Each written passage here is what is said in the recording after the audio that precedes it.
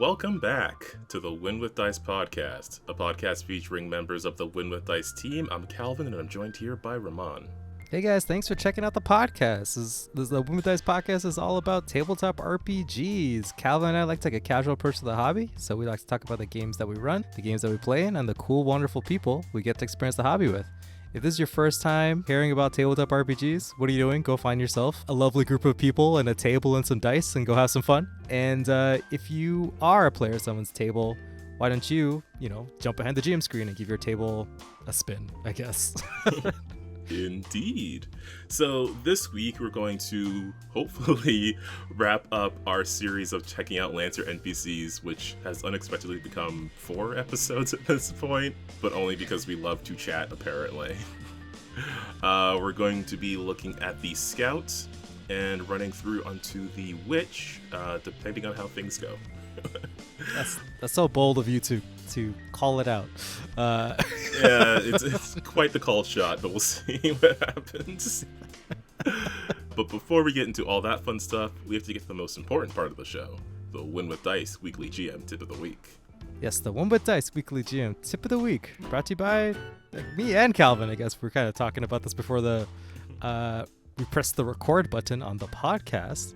But Calvin, you were talking about goals. Yeah, so something that came up for me recently was, and it was partially just from looking at certain videos on the TTRPG space, but it's about setting character goals and having your players set certain goals so that the things you do in your game, the encounters you come across, and the things they accomplish, it matters a bit more to them because these are related to things they are specifically trying to achieve or things that they, specifically care about because it's something that they went out of their way to come up with or to mention. Yeah, and I wanted to add on to it to kind of make it easier because I know that writing like character background and like giving a backstory and like even just kind of role playing is a little bit difficult. Not a little bit, it is difficult. It's like a learned skill. It doesn't come natural to people, right? But you gotta break it down into sections.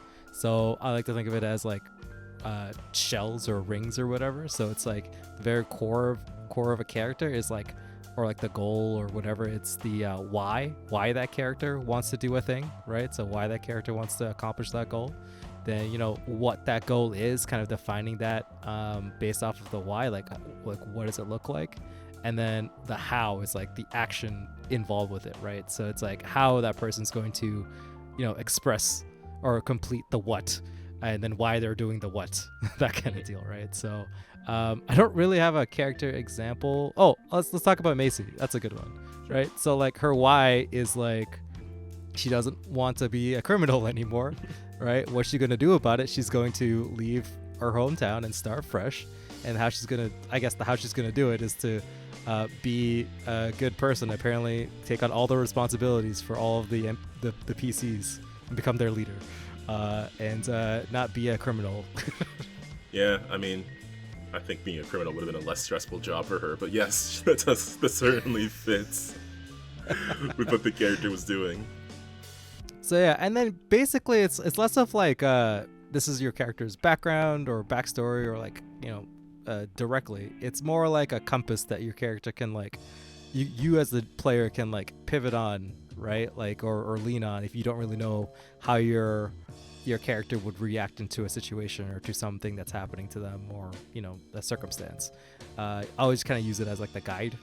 So it's like, does this whatever's happening to you improve your situation towards the why or the what that you're trying to accomplish, or like does it not? And then your character can react that way. That's like a really easy way of doing that. Exactly. And from a GM perspective, just as a little mini tip, you can do the same thing for your NPCs if they have their own goals as well and things that they want. It can help you sort of come up with what they might say or do in any given moment. Yeah, for sure.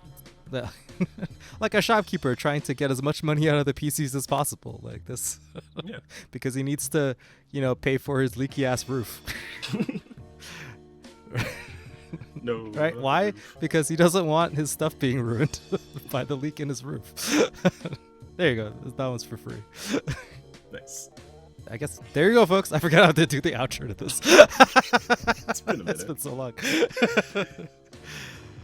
Yeah. There you go, folks. There's your tip of the week. Ask those critical questions and set those goals as a player. Aha.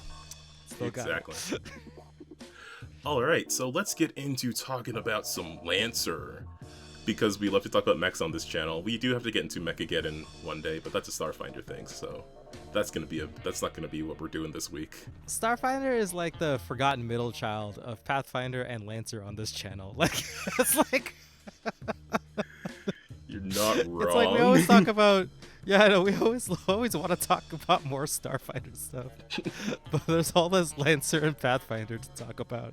It's like that meme, you know, the one where it's like that person like holding up a kid in the water, and that's Pathfinder and Lancer, and then the one drowning is Starfinder, and then under the water is Mutants and Masterminds. I know, those poor games that we like to play. No, I'm sure we'll talk about Mutants and Masterminds a bit in the near future for certain reasons. But yeah, let's get into talking about Lancer. So, if you've seen some of the previous episodes, we were talking about basically all the Lancer NPC classes, how we've used them, how we would use them, abilities that stand out to us, and sort of how they could be used in different sorts of combat situations. So this week we're going to continue doing so, and we're going to hop into it with the Scout. Yes, the Scouts. Not. I guess like I always imagine the Scout just being like a dude with like which is like a big eyeball laser scanner thing, like no guns, no nothing, just straight visuals in high definition. It's a support mech. It can be half size. It's kind of fast. It has 2 agility. It's got 3 systems. It's bad at everything else. No armor, middle of the road HP, 12 evasion, which is pretty good, 10 E defense, and a save target of 11. And again, it's quick. It has a speed of 6 and a 20 sensor range with all them cool eyes that they got. Yeah, it's got an impressive sensors range and a very impressive weapon range with a range of 15 on the rifle that also applies lock-on when it hits its target. Yeah. I mean, it doesn't do any damage, but it's really cool also because they become shredded and they can't hide or become invisible. So that's pretty tight, actually. Being shredded is really significant, especially for those PCs who like go really ham into the armor, right? Mm-hmm. As well as the resistances as well, because shredded ignores resistances, and it's pretty good. Again, this is like a purely support mech. It doesn't really do damage. It's there to magnify the damage, right? You know, increase the hit chance, that kind of stuff. So let's go to this base traits. One of the base traits is sight. It ignores hidden and invisible, and knows a precise location of all characters within the sensor range, which is it's pretty intense. Yeah, that's a lot actually, especially like if you have those frames that rely on not being seen, just something that can on its own just automatically like, nope, there you are. Yeah, for sure. Like that's wild too, especially for stuff that's like requires you to be hidden, right? Like for it to work. I think there's some talents that like, you know, you're hidden and you do stuff, but you can't be hidden. As far as the Scout's concerned, I know where you are. It also has a rebound scan, which is a full action where, you know, all characters of the Scout's choice within range 5 must make a system save. On failure, they immediately lose hidden and invisible, and can't regain the status or benefit from any cover until the start of the Scout's next turn, which is pretty cool. And it also has cloaking field. The Scout generates a burst 3 cloak that lasts until the end of the next turn. The Scout and his allies in the effective area are invisible, but the Scout is immobilized. It's recharge 6+, which means you're probably gonna get it.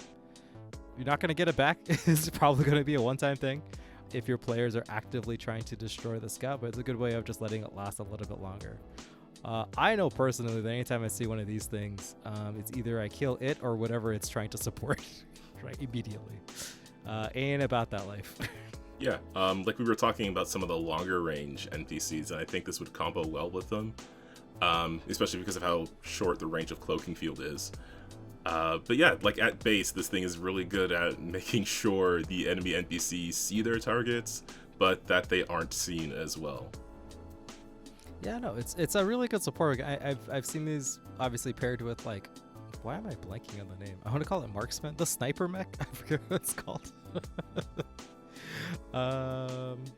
The sniper. It is just called the sniper. I don't know why I was thinking about marksman. It's probably for one of the special mechs or whatever. But yeah, so the scout and sniper are a really cool combination. They both have the range to deal stuff. One's the supporting member to the other.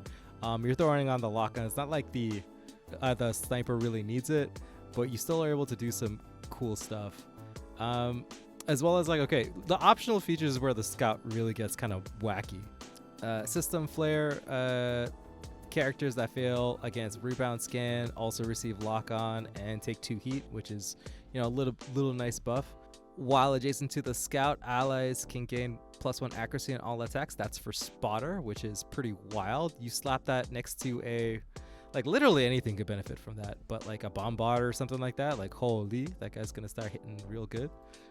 Exposed weakness, I think, is the actual killer. Characters that are successfully attacked with a marker rifle take 4+ damage the next time they're successfully hit with a ranged or melee attack. If this isn't triggered, this effect lasts until the rest of the scene. So like, you just have to paint them once, and exposed weakness will stay on them. Yeah. Which is wild. I think snipers do like 10 damage on base. When we get to the sniper, you'll see how silly this thing is. And then you pop one of these on there, they're getting like, I think it's also accurate. So then it's like 3 accuracy, +4 damage. They're shredded.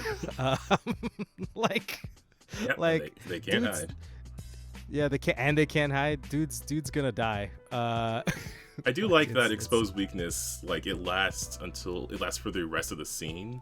So even if, like, after marking a target, even if the scout goes down, it still has that effect, which I think narratively makes sense. And I think it's killer, man. I love scouts. Always, every time I use a sniper, I always like, how can I fit a scout in here? And how many can I bring for maximum silliness? Because I don't like to miss, and I want the players to weep. Next one, Data Veil. By default, the scout is invisible and can transfer its status to another character within line of sight as a quick action. A little bit of mirage action going on here. When they do so, the scout ceases to be invisible and only regains the status if they transfer it back with another quick action. Otherwise, the effects last until the scout is destroyed. So yeah, you could just be like, you can't, like, you're tucked away somewhere, you pop out, you shoot your marker rifle, but use your data veil on your sniper, so now it's invisible. Like, holy, now you're cooking. You're cooking with sauce.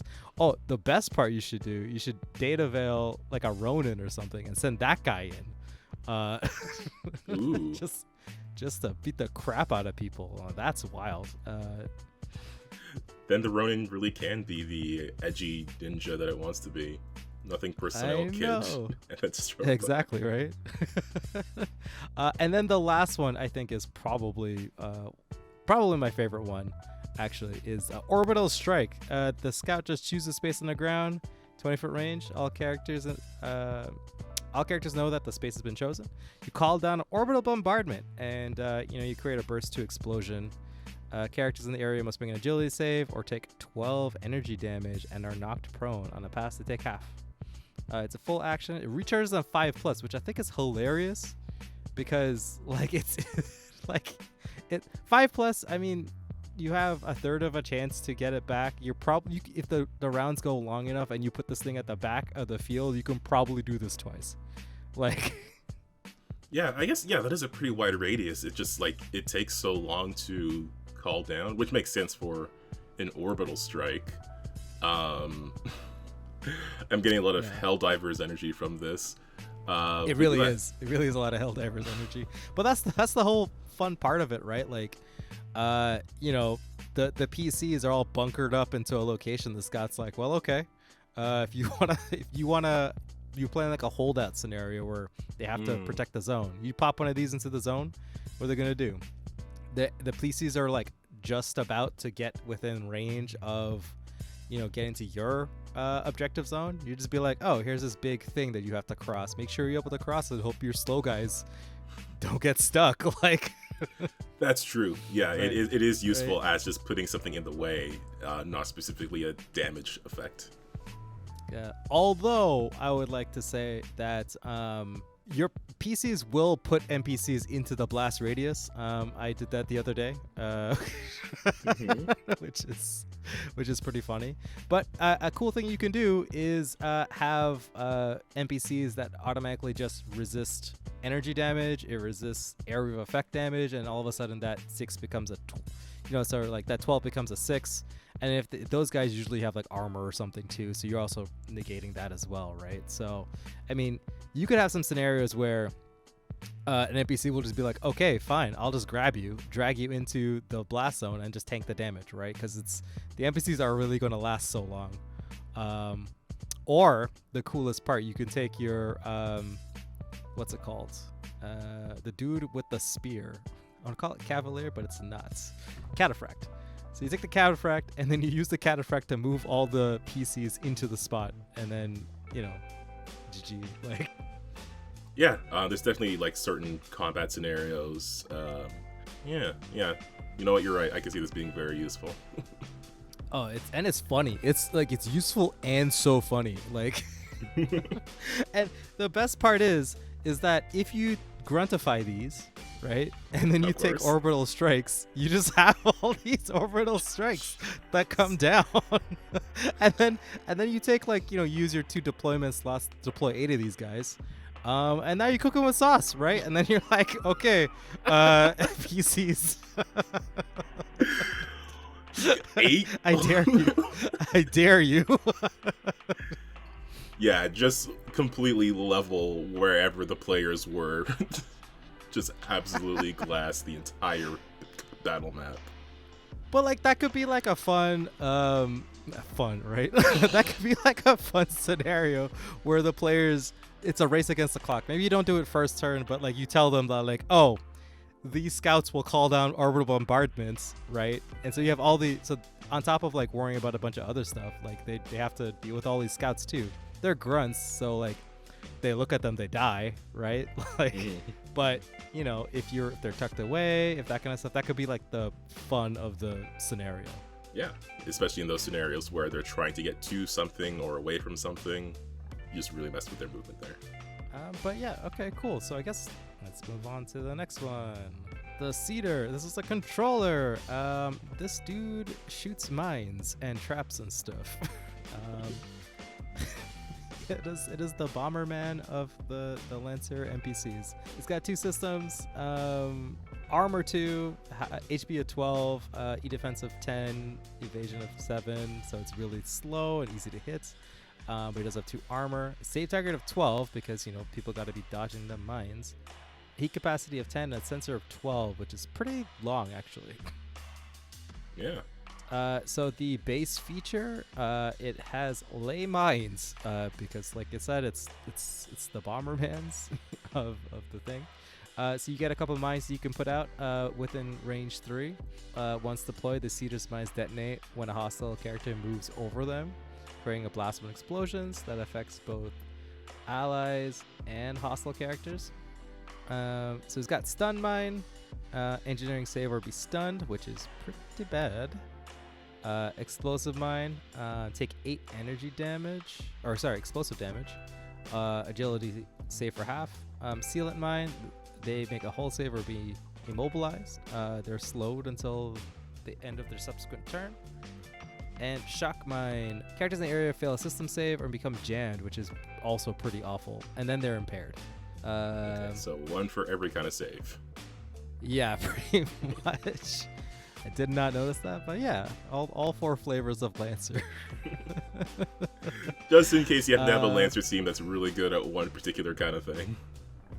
Yeah. So Cedars are invisible. You can't be targeted. Sorry, the mines are invisible, can't be targeted. Characters within sensors can reveal them by successfully doing a system check, and characters can disarm them by succeeding on a quick action with a system check.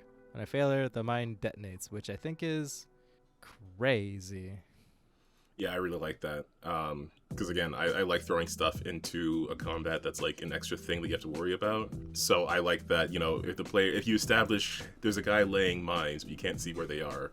So the players then they have to take some time to look for them with a check, and then they also have to take time to try to remove them and run the risk of them like exploding as well. Yeah, and more than anything, I think that this plays better. Obviously, like it's hard to do like, things not being there IRL. So this is one of those things where like Lancer was kind of designed first to be like played on a VTT. VTT. Oh, speaking of which, it was recently updated on Foundry. Oh, sorry, go ahead. Oh, cool, nice. That's awesome. That's good for me. Who needs to run Lancer? True. I did interrupt you there. Yeah. I'm sorry. Oh, I was gonna say I was gonna just call it like a tabletop. I was gonna say tabletop emulator, but I was like that's the wrong word. VTT, virtual tabletop. Yeah. Anyway, it also has a weapon. It's called the Grab Grenade Launcher. It's arcing. It's knockback 1, which is pretty cool. So you just toss a mine behind somebody and then just shoot him on it, or shoot him around it, or whatever you got to do to shoot him on it. It's pretty good. Yeah, the weapon itself, like, it's pretty basic, but the ability to move people around, I think is very effective for something whose main goal is, like, getting the enemy to step on a certain specific spot. Yeah. The optional features, too. So, hopping mines allows you to basically make the mines fly. So, if your pieces are going to fly over the map and try to avoid getting hit with your mines, just be like, I'm just going to ignore it. They can't, because they fly too. That's so mean. I know. Lay mines gains a recharge 5+ with tripwires. Lay mines get a recharge 5+. Mines deploy. They lay a mine and now occupies a line 3 and detonates from the closest space when the hostile character moves into or across the affected area, which is mean. 3 is basically 3 mines for 1. Speed deployer, lay mine deploys 2 per time, not 1, which I think is like kind of mandatory. I think if anything, just take that one. Just put two mines out all the time. That one I think is a little mandatory. Yeah, because the combats are, depending on the situation, they might not be around for that many rounds. Yeah. If you make this like an elite or something, that would be funny. Cause you're taking 2 turns, 2 mines every round. Every round there's 4 mines on the field. Like, now you're playing Mine Super, dog. Like, all right, we got the Grab Spike. Characters within line of sight and in range 5 must succeed on a system save, or the Grab Spike attaches itself to them. The Cedar can detonate all Grab Spike as a protocol. It causes targets to automatically take 4 AP explosive damage and be pulled 3 spaces in a direction chosen by the Cedar. Quick action and a pass of a system save can remove the Grab Spike. I also think this is kind of mandatory a little bit. Yeah. Yeah, just to kind of like, I feel like grenades aren't, or like mines and stuff aren't used that much, or at least like because the nature of like you were able to find them and stuff like that. And depending on how you play them, whether they're revealed or not, it could be less of like they actually go off and more of like a deterrent. So people have to like move around it or find alternate ways to deal with it, right? Mm-hmm. And also like it could just be useful outside of the mines. You just have like hazards on the battlefield and stuff like that. Or like a a demolisher, a dude with a big ass hammer. Like you thought you were gonna hear from that dude? Yeah, because he's slow, so just bring him closer to the hammer. Yeah, and the cool part is that like you could set them all off as a protocol. So like if you just like tag a bunch of people, right? You tag a bunch of people, they're gonna say like, oh, I don't need to get rid of it, and all of a sudden it's just like you throw down a grenade, and then you're like, bam, like activate. Especially if you have like an elite, which can take multiple turns, that kind of thing, right? Like these things can add up pretty quick. Then there's the other one, the Det Spike. I'm sure it's Detonation Spike. Up to 3 characters in line of sight and range 5. must succeed on a system save or a det spike is attached to themselves to them. At the start of the Seeder's next turn, all det spikes detonate, creating a burst 1 explosion that deals 3 damage to all affected characters. Characters can take damage from more than 1 det spike if effect areas overlap, which is pretty cool. It's a 5+, so yeah, I mean, it's a full run action, but that would be pretty cool. Again, if you just have like an elite, like could just take 2 turns, like. Oh, if you manage to do it twice, it does have recharge 5. But the start of its next turn, because then it would go off right away. I see what you're saying. It's like, now people won't group up. I mean, people aren't grouping up anyway, but in case there's like a choke point or something like that could be pretty spicy. I can see a group of players, if they get det spiked, just like crowding around an NPC. Yeah, just being like, we're all gonna take it, like, just blowing up one dude, because that's like 9 damage if all 3 of them are like right next to each other. So, yeah, there's a quick tip for you guys: if you all get det spike, just run to the nearest NPC. Is there even a save for that damage, or it just happens? No, because you have to save. They have to save initially. Yeah, but then the damage itself is just. It just happens. Which, I mean, if you have armor and stuff, it's not AP, but yeah, it was pretty funny. If something's near you. So yeah. Then it never had a chance. Yeah.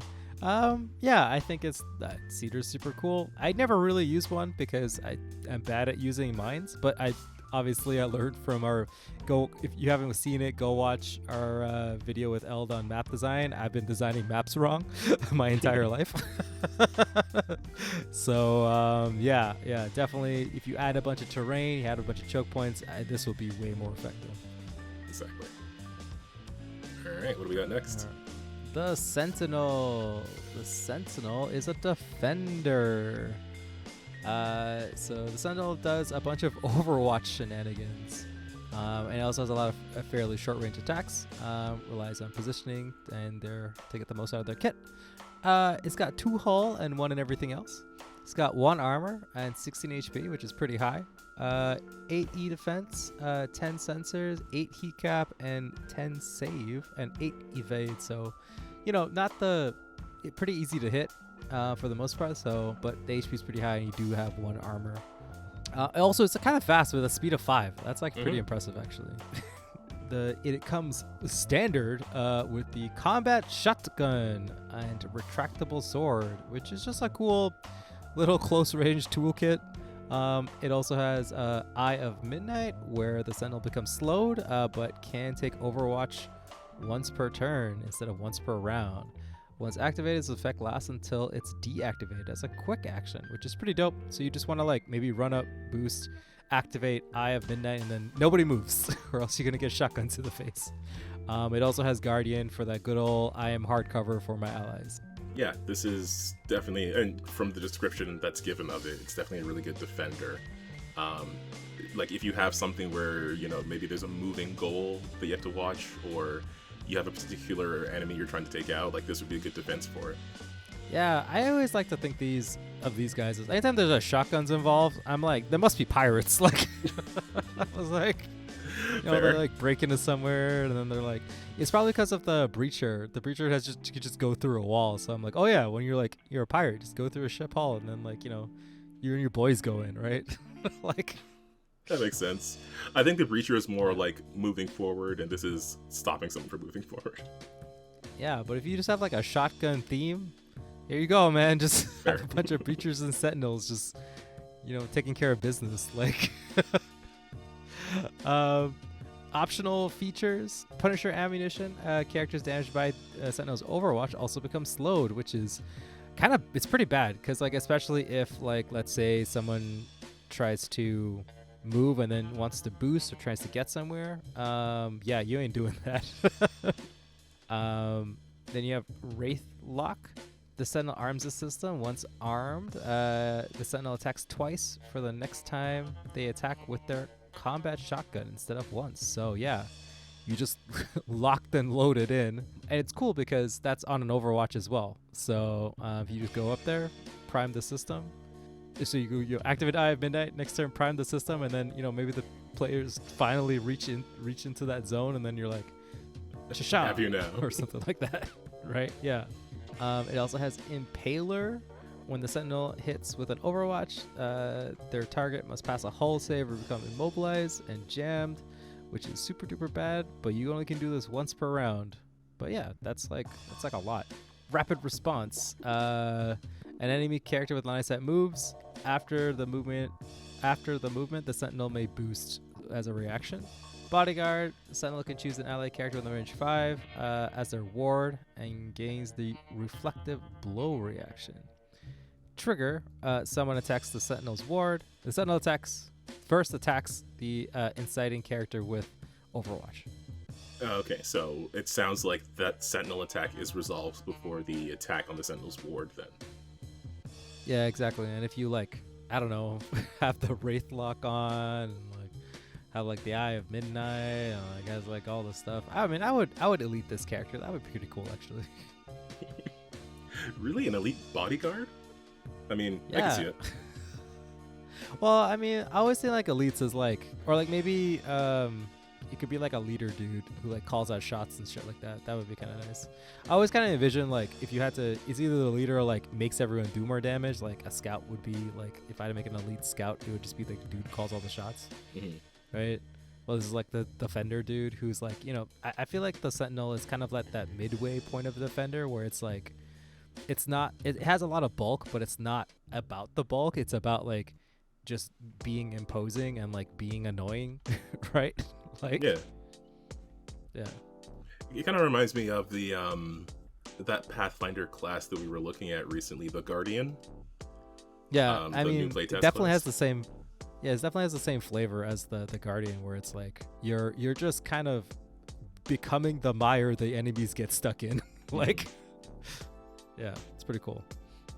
All right, next up, the sniper. Yeah, it's the long range dude with the big gun that isn't the cannon guy. It's the sniper guy. Yeah. Yeah, it is bad at hull, but good at everything else. It has pretty average stats overall. Its evades slightly higher than its E defense at 10 versus 8. E capacity is 6, sensors 15, save target is 11, its speed is 4. It has the all-powerful anti-material rifle. If you're made of materials, this will anti you. It's not your friend. It does 10 damage, is 25 range. Armor piercing, ordnance and loading, and that is whopping +2 accuracy. Oh boy, this thing's gonna hurt. Yeah, you're not getting away from this guy. Yeah, you put that guy at the tallest piece of thing you could find, and then watch the players run around like ants, trying not to get shot. My favorite thing to do is make silly maps where the players get bogged down with nonsense and put my sniper at the end of it and just be like, well, you figure it out. Yeah, the sniper knew you were coming. Exactly. Well, it also has, at base, it also has Sniper's Mark. Character within line of sight and range 25 gains a Sniper's Mark.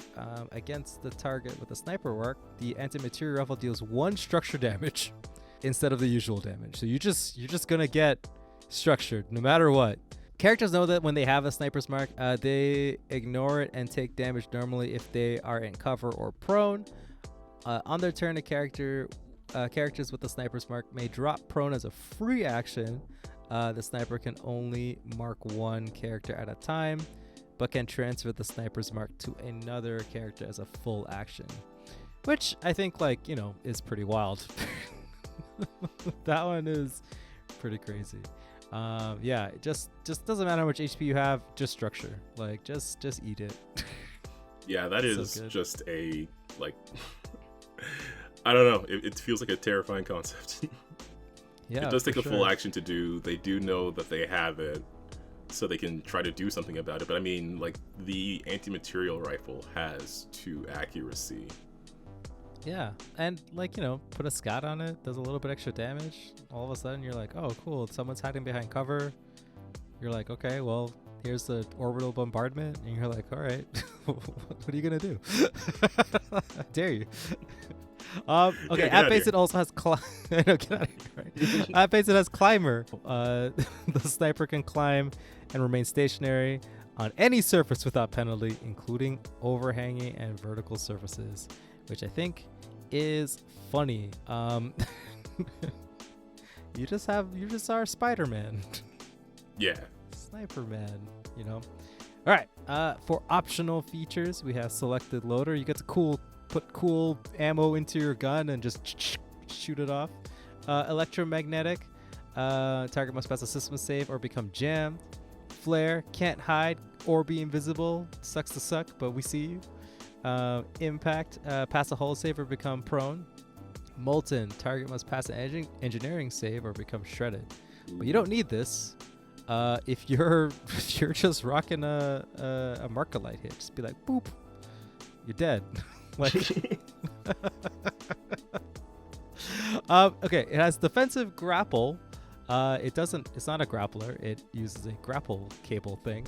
Sniper pulls itself to a point in range 5 with a grappling hook. It's a quick action, recharge 4+, so probably gonna get it again. The sniper has the relocation reaction, which when a character moves in line of sight, the sniper gets to defensive grapple. So literal Spider-Man. Yeah, it's Sniper Man. I got bit by a radioactive sniper, right? Like, and now has all the powers of gun. Like that's really cool. Shroud charge. Sniper sets off a charge, creates a burst through area of smoke, haze, or some other kind of concealing shroud. Sniper gains soft cover. And characters other than the sniper cannot draw a line of sight into or out of the area. Characters partially within it can, do both. And the effect lasts until the end of the sniper's next turn, which is super cool. 5+ recharge, quick action. I mean, what else do you want? Someone trying to out-snipe you? Just be like, jokes. Here's my silly cloud. You can't find me. I'm in the shadows. And then I think actually not an optional thing, you should always take this, is moving target, which is a reaction that triggers off of when a character moves within 20 and in line of sight of the sniper. Sniper interrupts the movement. The character can either give up that movement action or immediately get attacked by the sniper with the anti-material rifle. It doesn't work. Oh, sorry. If the sniper rifle is unloaded, it loads the rifle instead, which is pretty cool. Does dropping prone count as movement? I don't remember that specific scenario. I don't think so. So yeah, you can't just mark them, make them go prone, and then you know what I mean. That would be very mean. Yeah, it would be very mean. That's why you have to have elite snipers. Sniper elite.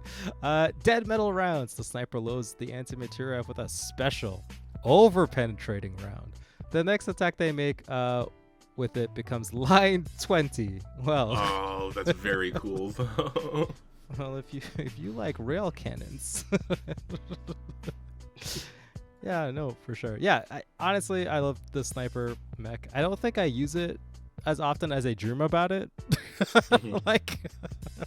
But definitely something I've played around with, and I've always sniper elites are really cool. I haven't tried grunt snipers, which I think would be the funniest thing to do to people.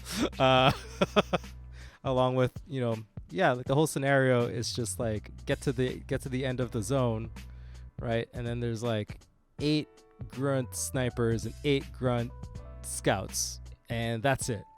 And it's like, do it.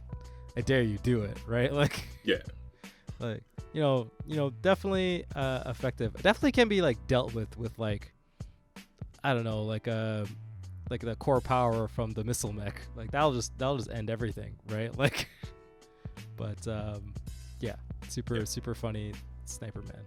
Still a good combo. Still a very dangerous combo. All right, moving on to the Specter. If you thought we were edgy, now we're invisible. It is the striker.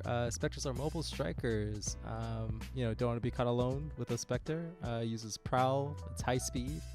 They're invisible, but they aren't very resilient. They're like the assassin, but not the assassin mech, but like the other assassin. Yeah. Instead of one guy being like a cyborg ninja, this guy's a cool modern wire swordsman with cool tactical cloak powers. Okay, so let's just get to the modern wire sword. It's a pretty cool sword, actually. It is threat 3. It does 5 damage, and higher tiers you get to make multiple attacks of it. And you could target different characters, which is pretty cool. I should probably go over its cool stats before I get into all this cool stuff. It's really fast. It's really agile, and the rest of the stats are okay. All of its HP, evade, and save are 10. Its E defense is 8, its sensor is 5, and its speed is 4. Surprisingly, for a mech that likes to get close, its speed is a little bit slower, which than I thought, and has a heat capacity of 7. Like I said, monowire sword. It's the slashy whippy sword. It has prowl. The Spectre move space is equal to its speed and becomes hidden, which is super cool. This movement ignores engagement as a quick action, so you can. Well, I guess that's fair, because I guess if it was higher, it would be super ridiculous, because you can move 4, boost for 4, and then prowl for 4, and become invisible. So that's like 12 movement in one turn. That's pretty cool. Tactical That's cloak, the Spectre is permanently invisible, so GG. And hunt, the Spectre's melee weapon deals +5 damage when no other characters are adjacent to their target. So yeah, don't want to be next to this dude by himself. You know what I mean? Like, he's gonna come out of the shadows and be like, got you. This sounds, I'm sort of picturing, the party or the players are attempting to move through an area, not knowing that they have a hunter who's currently in pursuit of them, waiting for the moment to strike and take them out one at a time. Like, if this feels like a thing that could, if the numbers were there, it sounds like it would be a really interesting solo encounter. Oh yeah, just make it to be like a. Well, I think you still need to add some sort of like gruntified feature element to it, but definitely be super fun to have like an ultra Spectre, right? Who like is already on the map, already invisible, and you're just like, hey, figure it out. Like, right. It'd be fun if like through a whole campaign you just have like a random chance of this guy showing up just to be a problem. Just like yeah. Of course I have to make this reference, but the 7th Fast and Furious movie, where Jason Statham just kept showing up no matter where they went and made himself a problem. Basically that. Yeah, there's also a character, I forget his name, from the Yakuza series. It's this eye patch dude. Oh, just yeah. Yeah, it's like him. He just shows up and he's like, ah. Actually, yeah, I'm definitely going to put this dude in. He's definitely going to have an eye patch. And he's just like a third-party dude who's obsessed with beating the shit out of the PCs. Like... like, and every map, there's a chance for him to show up. And every time he doesn't show up, it gets more likely that he's gonna show up. Anyway, back. Yeah, I know. Optional features: Fortress. The Spectre gains +3 accuracy and system save, and tech attacks get +3 difficulty. Seeing how its systems is kind of low and its E defense is kind of low. Yeah, that's super pretty good, pretty nifty to, slap onto this thing, as well as like all the dudes who don't want to tangle, with the Spectre, all those little goblins and stuff in the back. You just, you know what I mean? The ones that you do want to stab. This will be good to deal with them. It also has a system called the Drain Systems as a tech attack. The Spectre makes a tech attack, an adjacent character. On success, the target becomes stunned. Ooh, that's awful. This effect lasts until a character other than the Spectre starts their turn adjacent to the target or moves adjacent to the target. This is crazy, because you're just stunned until your friends come and save you. That's so awful, because you're also going to take +5 more damage from Hunt. And that's 10 damage, Calvin. Yeah. And at tier 2, you're going to take 2 attacks. You're going to take 20 damage because you're all alone. Fucking wild, man. Like, that's a lot. Yeah, definitely. It's a full tech attack. It's full tech action. You know what the funniest thing is? If like you somehow catch like 2 opponents and you're able to like, you take 2 turns with an elite and you get two NPCs and now 2 of them are stunned and you're just like mollywopping people. Like, what are they gonna do? What are they gonna do? Anyway, get wrecked, I guess. Yeah, I don't get wrecked. The Specter teleports to a free space within line of sight in range 50. That is too big. That is a lot. That's a lot. It's recharge 5+ and it's only a quick action. Like, oh my god. I think this is mandatory. I think if you're gonna go use this silly thing, you might as well just take step, man. Like, it's like the funniest thing. You don't have to use it all the time, but always just like, put the fair in them. You know what I mean? Just like some dude thinks it's safe and all of a sudden just like boom. Omayo Sinjuru. You know what I mean? Just like okay, the next one has got machine pistol. It's a gun. Yeah. It's a gun. I don't really get machine pistol, but I'm glad that it's here, I guess. I get just an extra attack. Come with a ranged option at base. Yeah, that's fair, but it's only range 5. It's threat 3, so actually it's pretty wild because I think it's like a good little tack on some extra damage when you're pressing buttons against people. It also does multiple attacks. Yeah, at higher tiers you can do more attacks. Yeah, it has weakness analyzer. When the Specter starts to turn hidden, their next attack while hidden gains +1 accuracy and deals +1 d6 kinetic damage on a critical hit. Gross. Nasty. Super nasty, especially with prowl. That's such an easy, like, you just prowl and then slap somebody, like, holy. Yeah, Spectre's pretty silly. I haven't really used Specters, although I would definitely gruntify them or elite them or ultra them. I think this is a pretty fun one, and it's pretty unique, especially if like narratively, let's say the PCs like spend a little time and waste in the NPCs get to set up. You could just have Specters already in position, in hidden, and just don't put them on the map.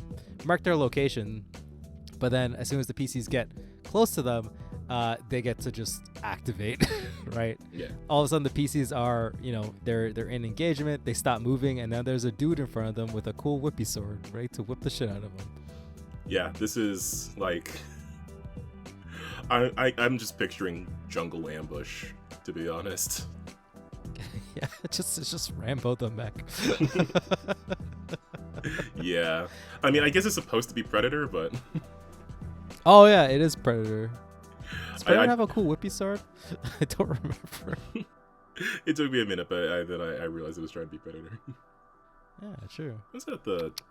I was gonna say it's got the tail, but I'm thinking about Alien. I mean, I feel like you would slap the monstrosity on it, and now you're cooking. Now you're cooking. There you go, folks. That one's for free. Oh, that would be very cool.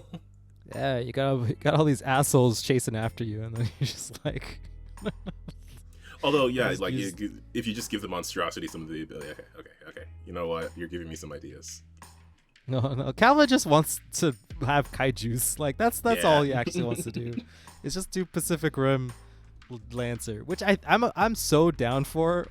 So if you want to get Calvin to do that, you should bully him in the comments. Just in general. All right, we're close, folks. Oh yeah, we gotta stop Fleming. Yeah. All right, the support. It is a support class. It's here to support you and your friends. Or your enemies. It's bad. Yeah, it's good at engineering, bad at everything else except for hull a little bit. It's got a fat butt with 15 HP. It has 8 heat capacity. It's slightly easy to hit with evade 8 and E defense 8, save target of 10, and its average speed of 4. It has the all-powerful, super monumental sealant gun, which is not actually a gun, but just a hose. It can clear burn on allies, but they become slowed. And hostile characters have to succeed in agility save or become slowed. And then on success or fail, a burst one area around them becomes difficult terrain because it's all foamy. And it has the restock drone. It has some HP, some evasion. It's a drone. It's half size. You deploy it. It hovers around the space, and the next time an ally character moves through or next to the drone, it clamps onto them and discharges its reserves. It's like a mosquito that is actually beneficial, and they gain 5 HP. It's recharge 5, so probably get 1 or 2 of them off if it survives long enough. True. Oh, and it has a nano repair cloud. While adjacent to the support, ally characters roll twice in all saves and mech checks, and take the higher results. So you're just better. It supports you. Optional features: remote reboots. Support clears any 2 of the following conditions: impaired, jammed, stunned, or slowed. It's a full action, and it's 6+. Empowered cloud. It empowers you. All characters clear 1 condition if they start their turn adjacent to the support. Remote cloud. It's really cloudy out here. Support releases a burst 2 nanite cloud within range 5. Ally characters start their turn in the area or move into it, recover 2 HP, and the cloud disperses at the start of the support's next turn. And then defensive pulse. All ally characters within range 3 clear jammed and lock on, which is pretty cool. All these are full of actions, by the way. This is all you're gonna do. Yeah. I didn't mention that, but yeah, this is just the one thing it gets to do every turn. Latch drone. It's a drone. It does drone things. Self-deploying drone clamps into a character within range 3. Occupies the same space. While the drone's attached, it regains 5 HP at the start of their turn, and gains +1 accuracy in all checks, saves, and attacks. Enemies can target the drone with attacks. I quite like the latch drone. Yeah. Oh, latch drone plus Sentinel. You ward the latch drone, and then you're like, I dare you. The Sentinel wards its own latch drone. Yeah, and then it's like, that's pretty funny. And so you try to like get rid of the latch drone because this thing is too strong, and then you're like, this one's a 6+2, so likely only 1 time during the battle, 2 if you're lucky, but yeah, they're all full actions. The support is here to support you in your endeavors, and it just kind of keeps your NPCs alive on the board longer. Yeah, it's pretty straightforward as far as. Sorry, what are your grunt plans for the support? Yeah, I know my grunt plans. Yes, I would have 4 of them because they only do 1 thing a turn, and it doesn't really matter if they stay around. Not really, but there's nothing that says that you can't have more than 1 latch drone attached to an enemy or an ally, right? So. Okay. Just the first round of combat, you just like souping up this one dude. Every turn he just regains 5 HP. Actually, I've been making all these jokes, but like I don't remember if grunts can take optional features, but in my games they can, and it's funny that way. We'll break the rules. It's fine. Yeah. Or like I would have like a bunch of NPCs with like their own personal repair drone just walking around. And it's like the support, and everybody gets their own support, and it's kind of fun that way. Yeah, I like the idea of just taking some of the even some of the other previous drones you've talked about and just putting them out there in a combat situation. I mean, it probably balances itself out because it's not like it's not like the players have a whole extra enemy to deal with. It's just one of the enemy's abilities, and then once you get rid of the drone, it stops. Yeah, exactly, right. And like I think it'd be kind of cool. Let's say you do just want to use the drones as like a set piece thing. You could use like restock drones and all this other stuff, but have it be you can use like a tech attack, and if you succeed at the tech attack against the drone, you get its effect, right? So you use an action, you get to heal some HP or do some other bad stuff. You know what I mean? Like it's kind of like both ways, where it's like the NPCs don't have to do it, but if you want to take advantage of the restock drone, maybe they don't move, they're just in one spot, and they just like you can like hijack the system and get some benefit. What if there was like something on the field that was like a drone distributor, like something that just like deploys drones, and if you make a check you can get a random drone from it? That would be kind of fun. Just a little drone dispenser. Just take all the drones in the game and just be like, this is the drone dispenser. Yeah, like you roll a die, you get a random drone. That'd be cool for like a combat arena sort of scenario. Yeah, that'd be kind of fun. Like a gladiator ring thing where Yeah. it's like, you just like add a little bit of spice. Like it could be like a King of the Hill thing where it's like, if you're like holding the zone on top of like gaining the point for like the zone encounter, you get like a free drone because it's like a drone manufacturing thing, and because you're the only one in the area, you get a drone that's yours, and you just get a random drone. That would be kind of fun. Like you take an action, you get a drone. Okay, we're gonna have to do this scenario. One of us is gonna have to run this. It's true. All right, we did it. We're here, folks. The last one. Wow, 4 whole episodes just to get to here, to the worst. By worst, I mean worst for the players class of NPC, the legendary, the all-powerful witch. This is the super duper tech attack person. It is half size, mound of terror. It is Hackerman's 20,000. It has 3 systems, 12 HP, which is a lot higher than I thought. Save of 12, and E-defense of 13, because obviously, evasion of 10, heat capacity of 8, and a sensors of 15. It's also really fast with a speed of 6, and it's size half or 1. At base, it has tear down, which makes a tech attack. All these are tech attacks. I'm not gonna say that. But this one, on success, the target takes 1 heat immediately, and then after 4 heat at the start of the witch's next turn, which is bad news bears for anybody who's doing it. Blind, where they become, they can only have line of sight to adjacent spaces. That one's on a 4+. That's a tech attack. And Predator Logic, which is a tech attack. Target immediately, and as a reaction, uses a weapon chosen by the witch that attacks a character within range chosen by the witch. It's all their quick tech attacks. Recharge 6+, 4+. You're probably going to get this off once, which would be pretty silly if someone has like an anti-materia rifle, which would be a bad time. Blind is pretty nice. You're probably going to get this off. You're probably going to get it back pretty often. And yeah, teardown is like getting like 5 heat is a lot. Right? Really is. Like most people only can have like a heat capacity of maybe like somewhere in a range of like 7, 8, maybe if they're not speccing into engineering, but like a couple levels in. But yeah, that can really hurt somebody really bad. Especially if they want to overcharge. Oh yeah, especially if they're overcharging, which you probably are, because you're like, I gotta go kill that witch. But turns out it has blur. It's invisible, folks. A lot of invisible enemies this week. I know. Just the back half of the catalog is just people are just like, yeah, can't see me.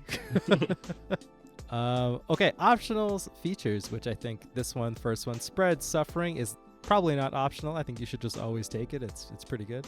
Once per round, when the witch uses a quick or full tech action, repeat it as a free action, targeting any character adjacent to the primary target, which I just think is like gross, but also like you should be able to do. You should just have this at base, I think. Next one, Dark Cloud.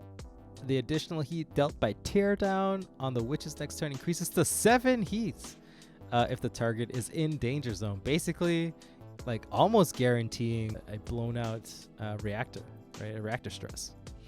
Yeah, I like it would have to have like a heat cap of like 14 for that to not happen. Yeah, I mean like I think you take this to threaten the people who do like dump into engineering or gets like a Harrison Armory mech or something like that, right? So you could threaten them a little bit, especially with just like regular invade. You add 2, then you do this one, that's 1, so you're at 7.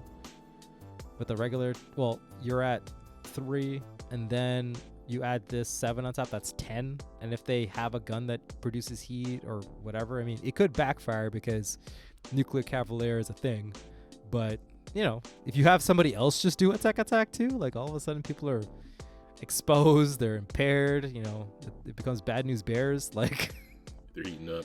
Yeah, they might even go nuclear. You don't know, right? Like, okay. Next one is Chain.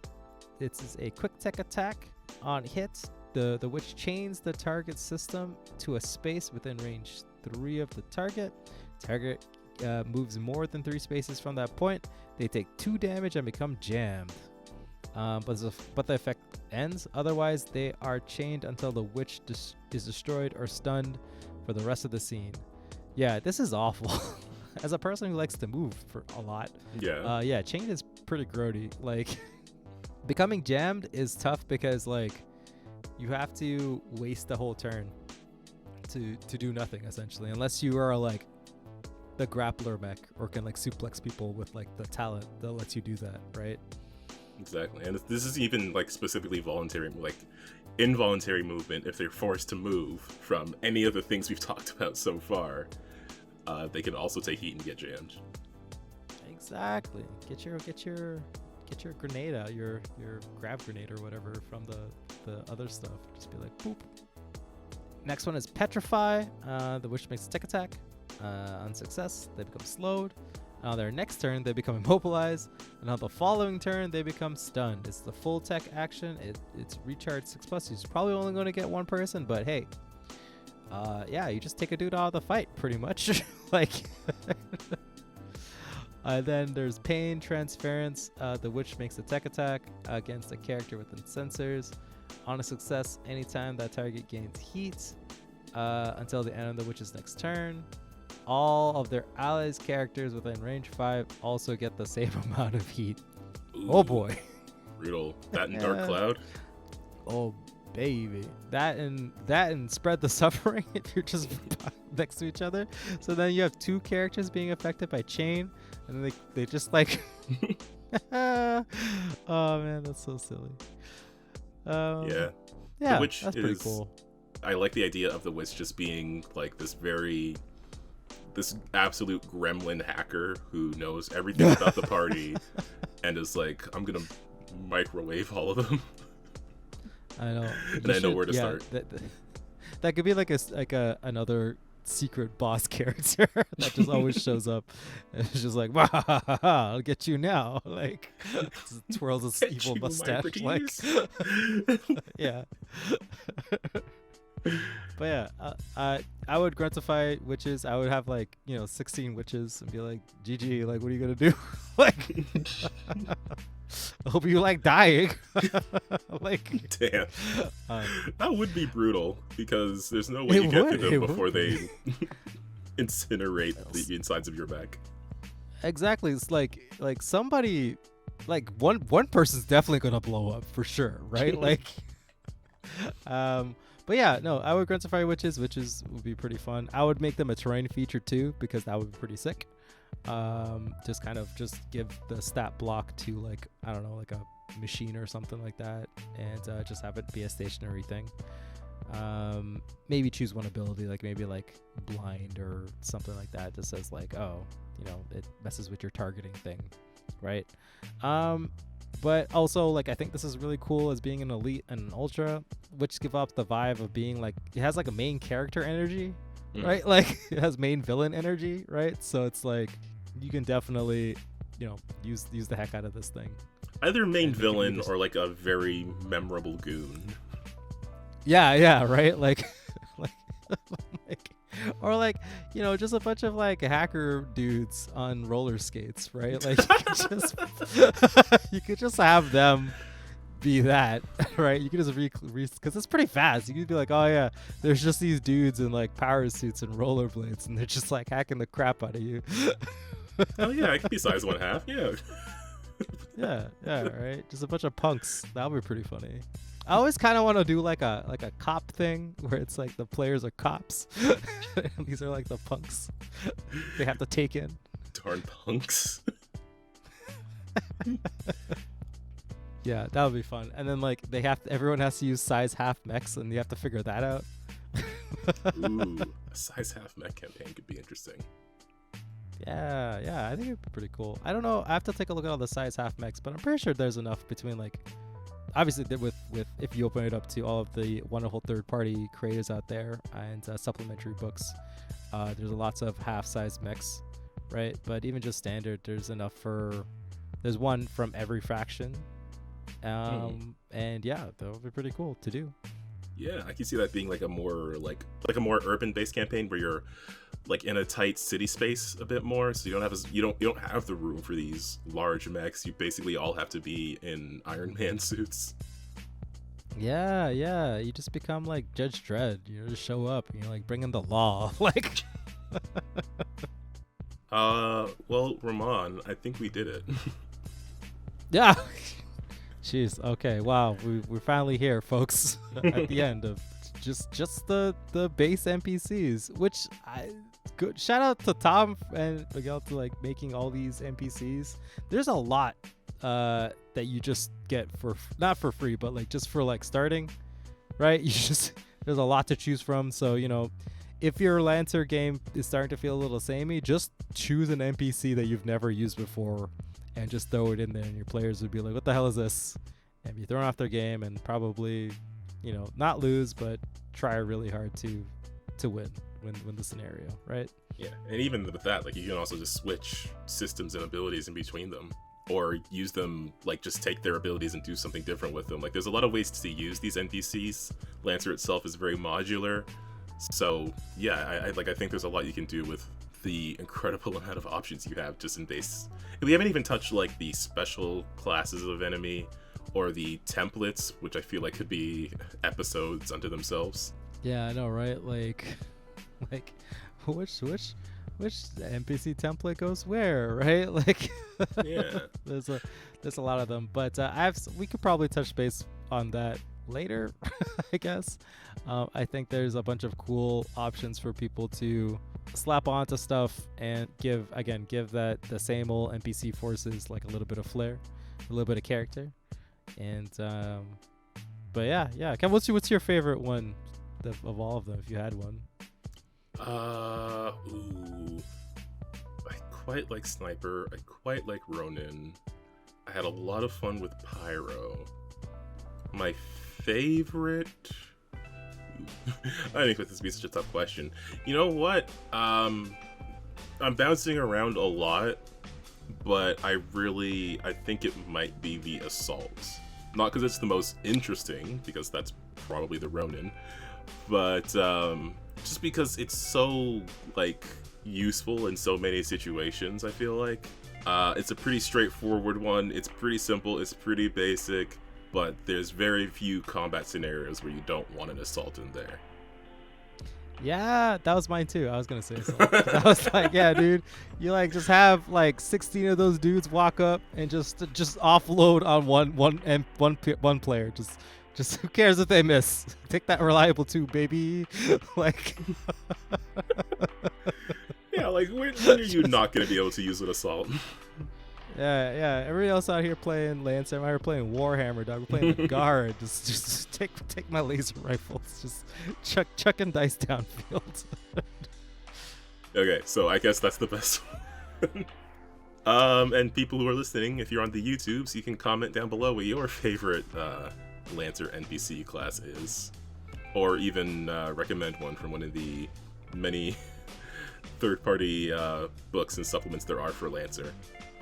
Yeah. Oh my God. Should we do those? I don't know if we maybe after a break. We'll Think about your episodes. Now we got to do the special class and template episode first and see if we can fit all those into one episode. I doubt it. But all right, let's give it a shot. All right, folks. I guess that's it. All right. Yeah, I think we'll just roll into the outro. Thanks a ton, everybody out there, for listening and checking out this episode. If you do have a Lancer NPC that you like, or just some Lancer combat scenarios that are really fun, or something that you ran, or something you played in that you really enjoyed, just leave a comment about it below. Or check us out on Spotify if that's where you happen to be listening. You can give feedback and messages and stuff, and I'll see them at somewhere. I don't know how that stuff works, but I'll see it. Additionally, since we were talking about this, if you want to see more Lancer third-party writers and creators, we've got a bunch of them linked below, so go check out all their awesome stuff. As well, I want to give a shout out to the Untold Stories project, where I'm at pretty much weekly in the Freedom League Dart game. We were bouncing around the multiverse. We're in Barovia. We got to deal with Strahd. but now we're also dealing with some of our characters from another campaign that appear to be stuck here as well, or different versions of them. I don't know. We'll see. And in addition, if you are in the Columbus, Ohio area, and you're interested in going to the Origins convention, you might see some familiar faces there. That's all I'll say for now. Also, this is a more channel-specific thing, but we do have live gaming streams here. Schedule's a bit weird right now, just because there's a lot of stuff going on. But I did start playing Titanfall 2, finally playing a mech game on the channel. I didn't realize how short the single player was, so might only be a couple of streams, but come by and check those out because I'm really enjoying the game so far. But I think that's it for the outro. Ramon, anything else we should say before we head out of here? No, I think we're good to groove on out of here. All right.